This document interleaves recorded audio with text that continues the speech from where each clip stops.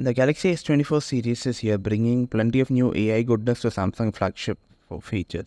If you go deep down into social media, the Galaxy S24 brings another reason to cheer. Samsung has announced the Instagram and Snapchat app on the Galaxy S24 series will give you the same camera quality as a stock app. Previously, the camera function found on social media apps like Instagram and Snapchat would present a camera-like viewfinder to users, but only take a screenshot of what is displayed on the screen. The screenshot of the camera viewfinder is different from the actual photo, so you will miss out on the full range of depth and detail information that the default camera app can capture. On modern smartphones like the Galaxy S24 series, the camera pops has an extensive processing pipeline that relies on multiple merger burst of photos. You will lose all the benefits when you take a screenshot of the viewfinder.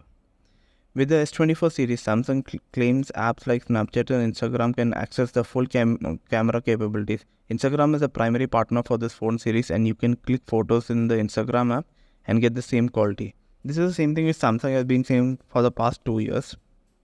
There was an improvement with the S23, but let's see with the S24 will have much better integration. You can still use default to the camera app as it has a lot of AI based processing happening behind the scene recognition, and other apps often don't have access to it. The camera app also lets you switch between the various camera modes and features specific to that phone, which third party apps are not very good at. But if you prefer shooting within the Instagram and Snapchat app, you can rest assured you won't miss too much if you stick to the camera modes and features that Instagram and Snapchat support.